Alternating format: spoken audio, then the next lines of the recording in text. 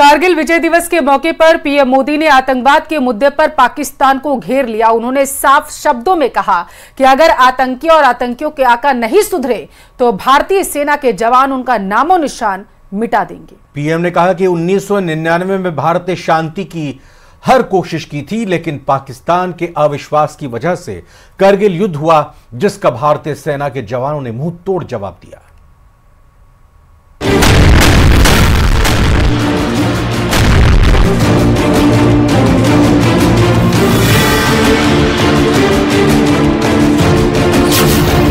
आतंकियों को मोदी की लास्ट वार्निंग, सुधर जाओ वरना सुधार देंगे।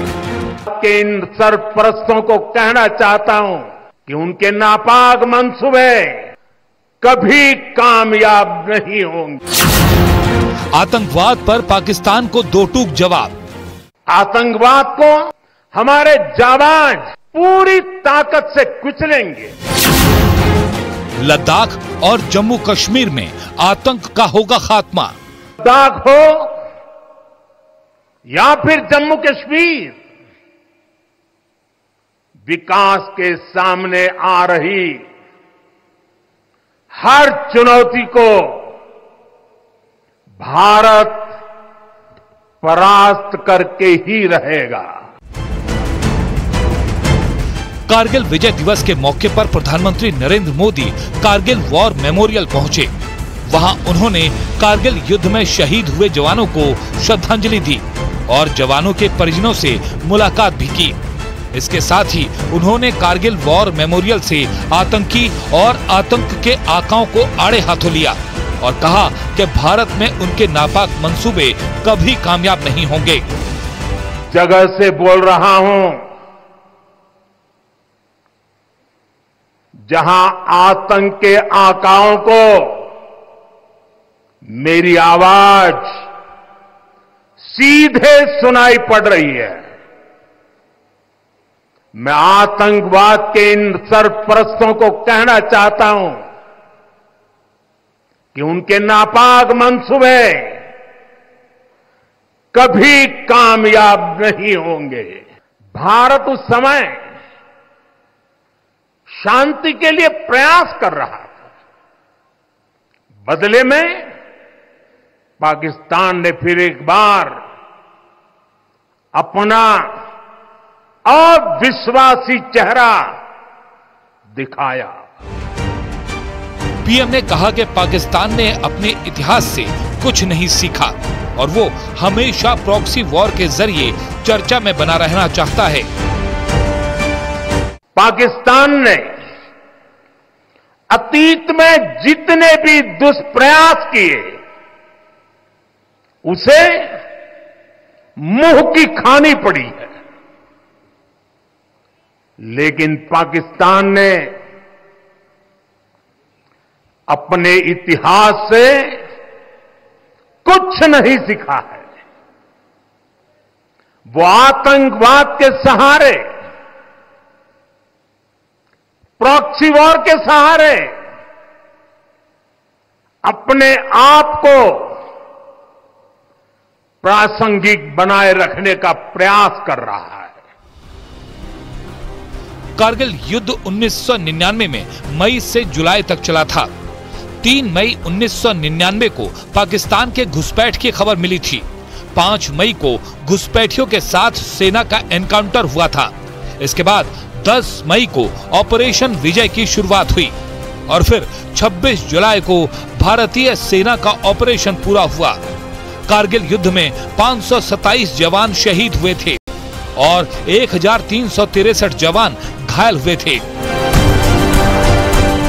कारगिल वॉर मेमोरियल से जिस तरह से प्रधानमंत्री ने आतंक के आकाओं को चुनौती दी है, उसकी चर्चा हर तरफ हो रही है। 1999 में भी युद्ध के दौरान प्रधानमंत्री नरेंद्र मोदी कारगिल गए थे। तब ना तो वो पीएम थे और ना ही सीएम थे, लेकिन फिर भी वो फायरिंग और बमबारी के बीच जवानों का हौसला बढ़ाने के लिए कारगिल गए थे। उस समय का उनका एक ऑडियो क्लिप भी सामने आया है, जिसमें जवानों से बातचीत का जिक्र है।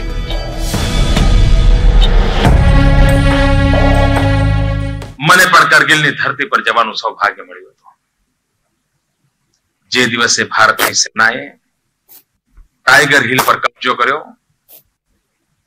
સવારે વિજય પછી ટાઈગર હિલ પર જવાનું સૌભાગ્ય મને પ્રાપ્ત થયું હતું. ગુજરાતના એક સંતાન તરીકે મારા જીવનની ગૌરવમય ઘટના છે. 18,000 ફૂટની ઊંચાઈ પર રક્તથી લથપથ વીર જવાનોના શરીરોની વચ્ચે ઉભા રહીને भारत मानी आप वीरता ने सलाम करवानो आनंद। 1999 में कारगिल युद्ध 84 दिन तक चला था और जिस तरह से भारतीय जवानों ने पाकिस्तान को शिकस्त दी थी उसे पूरी दुनिया ने देखा और पूरी दुनिया के सामने पाकिस्तान की किरकिरी भी हुई थी। लेकिन फिर भी पाकिस्तान लगातार आतंक फैलाने में जुटा है। वो प्रॉक्सी वॉर के लिए आतंकी वारदातों को बढ़ावा दे रहा है। पाकिस्तान की सेना और आईएसआई भी भारत में आतंकवाद को फैलाने में आतंकियों को मदद पहुंचा रही है। पूरा जम्मू कश्मीर पाकिस्तान के आतंकियों के फैलाए हुए आतंकवाद में जल रहा है। आए दिन जम्मू कश्मीर में आतंकियों के साथ एनकाउंटर की खबरें आती रहती हैं। जम्मू कश्मीर में जून और जुलाई महीने में आतंकी घटनाओं में इजाफा हुआ है। एक महीने में 12 जवान शहीद हो चुके हैं। 6 जुलाई को कुलगाम में हुए एनकाउंटर में 2 जवान शहीद हुए। 8 जुलाई को कठुआ में हुए आतंकी हमले में 5 जवान शहीद हुए। 16 जुलाई को डोडा में हुए आतंकी हमले में 5 जवान शहीद हुए। 23 जुलाई को पुंछ में हुए एनकाउंटर में 1 जवान शहीद हुआ। 24 जुलाई को कुपवाड़ा में हुए एनकाउंटर में 1 जवान शहीद हो गया। जिस तरह से जम्मू कश्मीर में आतंकी वारदातों में इजाफा हुआ है उससे ये साफ है कि घाटी में अमन चैन कायम रखने के लिए आतंकवाद के खिलाफ और सख्त कार्रवाई की जरूरत है। जम्मू कश्मीर में विधानसभा चुनाव कराने की तैयारी और 370 हटाने के फैसले से आतंकी बौखलाए हुए हैं और यही वजह है कि आतंकी घाटी में अमन चैन कायम करने की हर कोशिश को लगातार चुनौती दे रहे हैं। इसके लिए वो सीधा सेना और पुलिस को निशाना बना रहे हैं। लेकिन हमारे जवान आतंकियों को उन्हीं की भाषा में जवाब दे रहे हैं और कारगिल विजय दिवस हमें सेना की उसी जांबाजी की याद दिलाता है।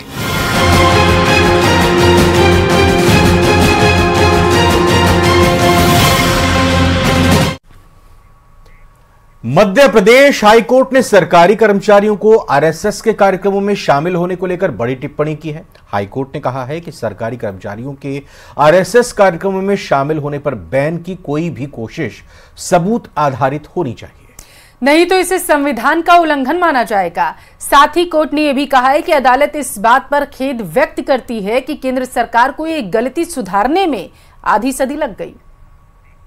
केंद्रीय कर्मचारी रहे पुरुषोत्तम गुप्ता की याचिका पर इंदौर हाईकोर्ट ने बड़ा फैसला सुनाया है। शिक्षा में हर क्षेत्र में काम करती है, उस पर प्रतिबंध क्यों लगाया? तो मैं सर्विस के दौरान भी चाहकर भी अपना सेवा नहीं कर पाया, तो मैं सेवानिवृत्त होने के बाद मुझे लगा कि एक याचिका दायर करना चाहिए ताकि मुझे ये जानकारी मालूम पड़ सके कि सरकारों ने, पिछली सरकारों ने 1966, 1970, 1980 में 3 बार कर्मचारियों पे क्यों प्रावधान लगाया और इसमें 7 साल तक की सजा का प्रावधान था। इंदौर हाईकोर्ट के आदेश पर बीजेपी ने खुशी जाहिर की है। बीजेपी के प्रदेश मीडिया प्रभारी आशीष अग्रवाल ने कहा कि दुनिया के सबसे बड़े सांस्कृतिक संगठन पर कांग्रेस सरकार ने बैन लगा रखा था, लेकिन मोदी सरकार ने ये बैन हटाया है। उन्होंने कहा कि बीजेपी हमेशा ये कहती रही कि आरएसएस सामाजिक सरोकार रखने वाला संगठन है और हाईकोर्ट ने भी इसे माना है। इस विश्व के सबसे बड़े सामाजिक सांस्कृतिक संगठन राष्ट्रीय स्वयंसेवक संघ के सामाजिक सरोकारों का लोहा पूरा विश्व मानता। ऐसे में कांग्रेस और कांग्रेस की सरकारों ने जो विचारधारा की लड़ाई, जो राष्ट्रवादी विचार को दबाने के लिए जो षड्यंत्र रचा था, वो भारतीय जनता पार्टी की मोदी सरकार ने हटाया है और मुझे अत्यंत गर्व होता है कि माननीय न्यायालय ने भी इस पे जो तल्ख टिप्पणियां कसी हैं वो निश्चित ही कांग्रेस और विपक्षी दलों के लिए आईना है। राष्ट्रवादी दल, राष्ट्रवादी विचारधारा कांग्रेस और अन्य विपक्षी दल कितना भी प्रयास कर लें, दबा नहीं पाएंगे, ना दबा पाए थे। केंद्र बैन हटा चुका है और हाईकोर्ट ने भी बैन को गलत बताया है, लेकिन कांग्रेस को अभी भी आरएसएस पर आपत्ति है। कांग्रेस मीडिया विभाग के अध्यक्ष मुकेश नायक ने कहा कि आरएसएस बीजेपी को पर्दे के पीछे से चलाता है। संगठन के साथ ही सत्ता और ब्यूरोक्रेसी में भी आरएसएस का दखल होता है। ऐसे में आरएसएस को सांस्कृतिक संगठन कहना उचित नहीं है। देखिए, पूरी दुनिया जानती है कि बीजेपी हर राज्य में अपना एक आदमी एलिवेट करती है संगठन मंत्री के लिए, और बीजेपी का पूरा नियंत्रण है भारतीय जनता पार्टी के ऊपर। बीजेपी का हर निर्णय, चाहे वो संगठन का हो, प्रशासनिक हो, मंत्री बनाने का हो, हटाने का हो, मुख्यमंत्री बनाने का हो, हटाने का हो, सब आरएसएस के संकेत पर होता है। अब सरकारी अधिकारी बिना किसी रोक आरएसएस के कार्यक्रमों में जा सकते हैं। केंद्र सरकार के बाद अब हाईकोर्ट ने भी कहा है कि आरएसएस पर बैन गलत था। बीजेपी और तमाम अधिकारी खुश हैं जो आरएसएस के कार्यक्रमों में शामिल होना चाहते हैं, लेकिन कांग्रेस को अब भी ऐतराज है। न्यूज़ 18 के लिए इंदौर से मिथिलेश गुप्ता की रिपोर्ट। फ्रांस की राजधानी पेरिस में ओलंपिक शुरू हो चुका है, लेकिन उससे पहले यहां जमकर बवाल हुआ। उपद्रवियों ने कई रेल ट्रैक्स पर आगजनी करके भारी नुकसान पहुंचाया। हर जगह अफरा तफरी मची रही। 8 लाख से ज्यादा लोग प्रभावित हो गए हैं। इस खबर को देखते हैं।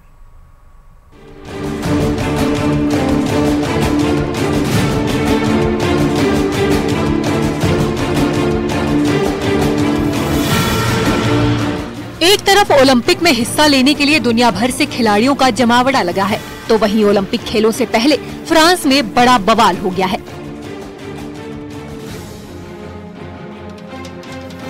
फ्रांस के हाई स्पीड रेल नेटवर्क पर आगजनी कर हमला किया गया है। कई ट्रैकों पर आग लगाई गई, जिससे पूरा रेलवे ट्रांसपोर्ट सिस्टम चरमरा गया है।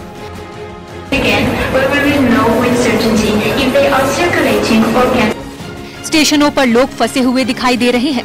हर किसी के माथे पर शिकन नजर आ रही है।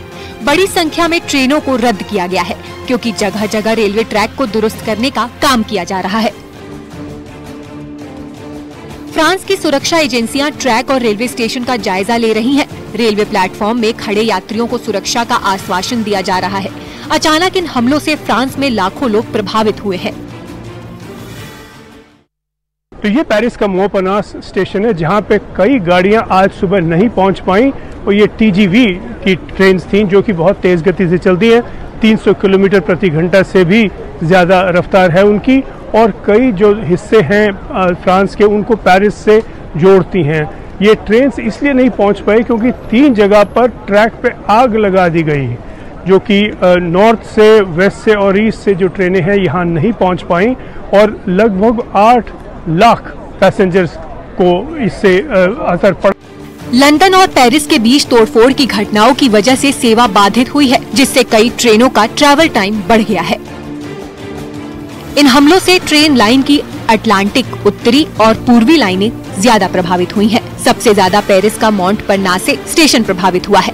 जानकारी के मुताबिक इस तोड़फोड़ और आगजनी की वजह से जो नुकसान हुआ है, उसकी मरम्मत में काफी समय लग सकता है। जहाँ पर आग लगी थी उसको वहाँ पर मरम्मत कर दी गई है, तो वहाँ पर अब ट्रेन चालू है, लेकिन जो इतनी ट्रेन डिले हुई हैं, जो इतनी ट्रेन कैंसिल हुई हैं, इसका असर तो काफ़ी दिन चलेगा। और ये मान के चल रहे हैं लोग कि शायद कई लोग जो आज शाम की पेरिस की ओपनिंग सेरेमनी पे आने वाले थे, अब शायद कोई लेट ट्रेन लेकर पहुँच पाएंगे। लेकिन भय ये है कि अगर पहले दिन इतना कुछ लोगों ने कर दिया तो भविष्य में लोग क्या करेंगे, और बड़ी कोशिशें हो सकती हैं कि लोग करें कि किसी न किसी तरह इस गेम्स को रोका जाए या कुछ ऐसा किया जाए जिससे गेम्स का मजा खत्म हो जाए। चश्मदीदों के मुताबिक आगजनी के बाद घटनास्थल से लोगों को भागते देखा गया है। मौके पर आग लगाने वाले उपकरण भी मिले हैं। हिंसा के लिए जिम्मेदार लोगों की धरपकड़ की कोशिश तेज कर दी गई है। ओलंपिक ओपनिंग सेरेमनी से ठीक पहले पेरिस में बवाल पर फ्रांस के पीएम का बड़ा बयान सामने आया है। फ्रांस के पीएम ने कहा कि सुनियोजित तरीके से तोड़फोड़ की गई है। अब देखना अहम होगा कि रेल नेटवर्क पर किए गए इस हमले का ओलंपिक खेलों पर कितना असर पड़ता है। Bureau report, news 18। इधर महाराष्ट्र में मानसून जमकर बरस रहा है। शहर के शहर पानी में डूबे हुए हैं। वहीं रायगढ़ के पास समंदर की लहरों में एक मालवाहक जहाज फंस गया। इसमें 14 लोग सवार थे। इसके बाद कोस्टल गार्ड ने बड़ा रेस्क्यू ऑपरेशन चलाया है।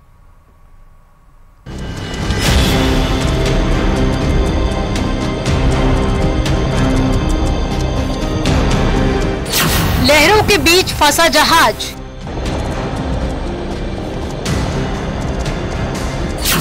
फंसे लोगों को बचाने आया हेलीकॉप्टर।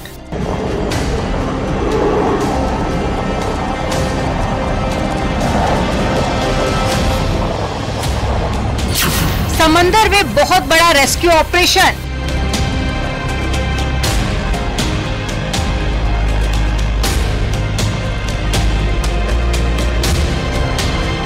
आसमानी सितम से गांव शहर सब पानी में समा गए हैं। महाराष्ट्र में भी आसमानी कहर दिखाई दे रहा है। पुणे शहर में तो सड़कों पर दरिया बह रहा है। समंदर में भी ऊंची ऊंची लहरें उठ रही हैं। उसका शोर डराने वाला है। महाराष्ट्र के रायगढ़ जिले में अलीबाग तट के पास में समंदर की लहरों ने एक मालवाहक जहाज का रास्ता रोक लिया। उफनती लहरों ने जहाज पर पूरी तरह से ब्रेक लगा दिया।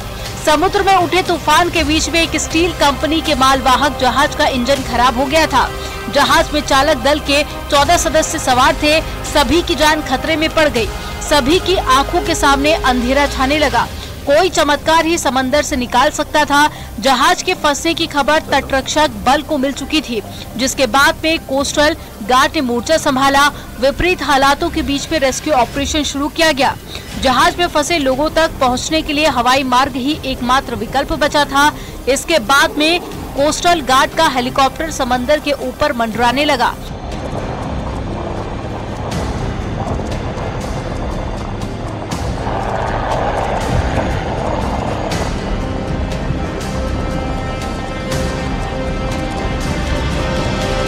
हेलीकॉप्टर को देखकर जहाज में फंसे लोगों की जान में जान आई।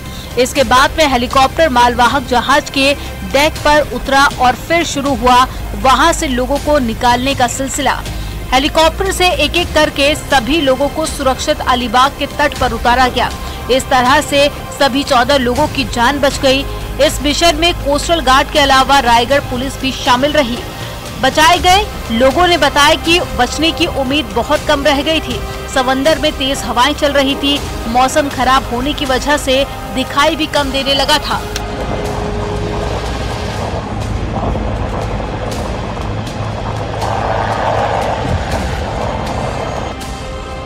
कहा जा सकता है कि भारी बारिश की वजह से अलीबाग समुद्र तट पर मालवाहक जहाज रास्ता भटक गया था। ये जहाज गुरुवार को सुबह 25 जुलाई को धर्मताल बंदरगाह से जयगढ़ बंदरगाह के लिए रवाना हुआ था, लेकिन समंदर में उठ रहे तूफान के बीच में जहाज में तकनीकी दिक्कत आ गई और ये लहरों के बीच में फंस गया।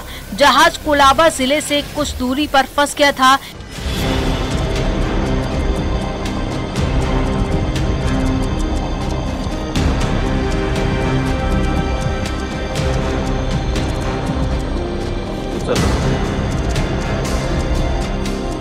लेकिन तटरक्षक बल के जवानों ने बेहद तत्परता दिखाते हुए बड़े रेस्क्यू मिशन को अंजाम दिया। वहीं स्टील कंपनी ने भी सभी सदस्यों के सलामत होने की पुष्टि की है।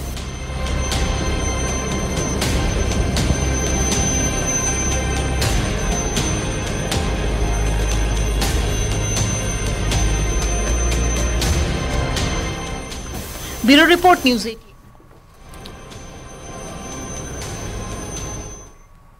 और अब भीलवाड़ा की खबर आपको बताते हैं, जहां पर आग का तांडव देखने को मिला है। कार में गैस भरते वक्त बड़ा हादसा हुआ है। गैस रिसाव से दुकान में आग लग गई है। बताया जा रहा है कि आग की चपेट में कार भी जलकर खाक हो चुकी है। कड़ी मशक्कत के बाद हालांकि आग पर काबू पा लिया गया है। अवैध रूप से बताया जा रहा है कि यहां पर जो है घरेलू गैस जो है वो भरी जाती है। दुकानदार सुभाष नगर थाना क्षेत्र का ये मामला बताया जा रहा है, जहां पर दुकानदार अवैध तरीके से घरेलू गैस भरते हैं। ऐसी जानकारी सामने निकल कर आई और इसी दौरान भीषण आग लग गई। तो ये तस्वीरें आप देख सकते हैं किस तरह से आग पूरी तरह से कार को अपनी चपेट में ले चुकी है।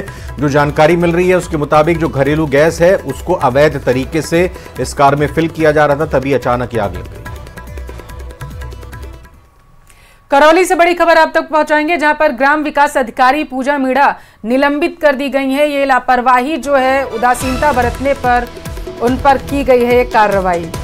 जी हां, और साथ ही साथ मामचारी ग्राम पंचायत की ग्राम विकास अधिकारी थी।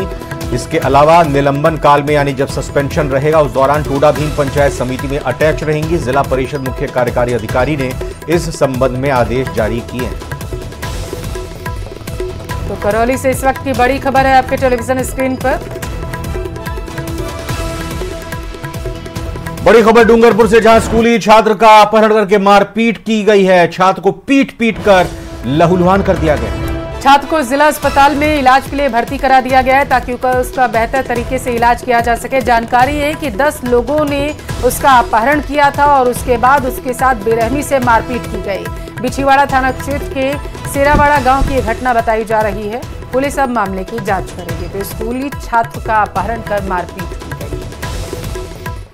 अजमेर के किशनगढ़ से बड़ी खबर आप तक पहुंचाएंगे, जहां पर इंस्टाग्राम पर अश्लील फोटो अपलोड करने के मामले में पुलिस जो है कार्रवाई कर रही है। जी हां, गांधीनगर थाना पुलिस आरोपी गौतम को गिरफ्तार कर चुकी है। अश्लील फोटो अपलोड कर ये युवक युवती को ब्लैकमेल कर रहा था। अब शिकायत मिलने पर पुलिस ने यह बड़ा कदम उठाते हुए गिरफ्तार कर लिया है आरोपी को।